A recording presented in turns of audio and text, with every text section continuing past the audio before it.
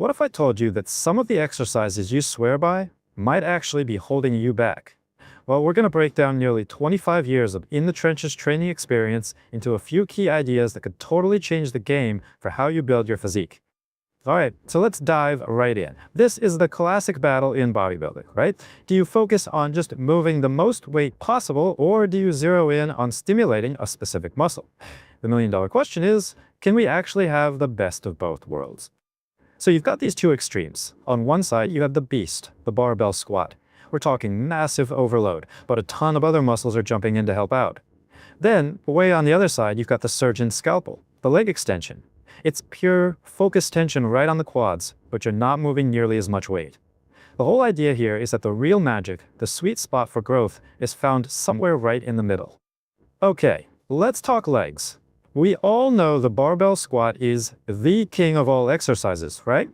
But is it really the king if your only goal is to build the biggest quads possible? I mean, think about it. When you fail on a heavy squat, what really gives out first?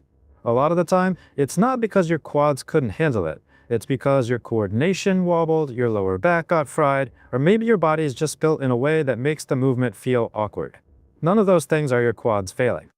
And that brings us to this powerful, almost ridiculously simple principle. If some other factor is getting in the way and stopping you from absolutely hammering the target muscle, you've got to find a way to take it out of the equation. And that's where machines are brilliant. A leg press, a hack squat, a Smith squat, they get rid of all the extra stuff you have to worry about. The balance, the coordination, it's all handled for you. Now the only thing you have to think about is putting every last ounce of your effort into one simple goal: overloading your quads until they have no other choice but to get bigger. Now let's move on and tackle the back. And man, if there's one muscle group that's notoriously complex and hard to train well, it's the back. Just picture a set of heavy barbell rows. Your lower back is straining, your biceps are on fire, you're trying to keep your torso stable. There are just so many things that can go wrong. As you get tired, your form just falls apart, and what was supposed to be a back exercise turns into a sloppy, swinging mess that mostly hits your traps and biceps. The muscles you actually wanted to train barely got stimulated. So here's where we flip the script completely. Think about it. The main job of your mid-back muscles is to pull your shoulder blades together. So why not just train that function directly? Why not make that the star of the show instead of some accessory you tack on at the end? Now, to really get this, we kind of have to expand our idea of what a shrug is. It's not just that up and down motion for your upper traps. You can also shrug your shoulder blades back by squeezing them together. That's retraction. Or you can shrug them down. It's all about moving the scapula, the shoulder blade. And that's the core of it. Instead of a big, complicated row, let's just cut out the middleman, the arms, and focus on one thing: powerfully squeezing those shoulder blades together. You simplify the movement to maximize the work being done by the muscles you're actually trying to grow. Okay, let's move on to shoulders. And this is a great one because just a little bit of knowledge about anatomy here can unlock some serious growth.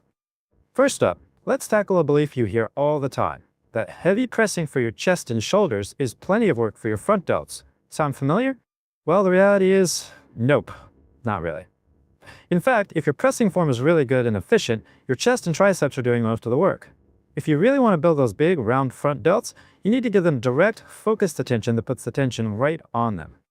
Now what about the holy grail of shoulder width? The dumbbell side lateral raise. We've all done thousands of reps of these, but are they really the absolute best way to get that wide, capped shoulder look? You know, the anatomy tells us a pretty different story. It turns out that only a small portion of your side delt fibers are perfectly lined up to raise your arms straight out to your side. Most of those fibers actually wrap around the front of the shoulder. They're kind of a mix between front and side delt fibers. So what do we do with that info? We train based on function, not just tradition. For your front delts, that means pressing in what's called the scapular plane, kind of slightly in front, and cutting the range of motion to keep tension on.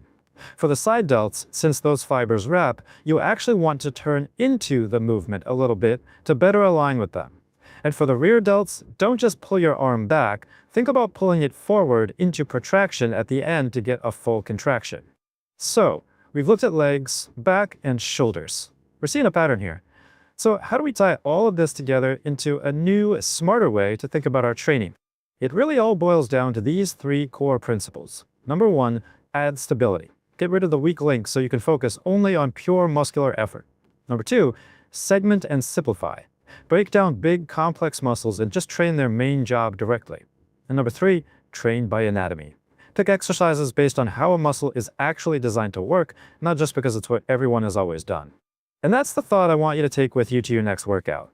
This is about shifting your mindset from just mindlessly moving heavy weights to intelligently and purposefully applying tension to build the exact muscle you're targeting.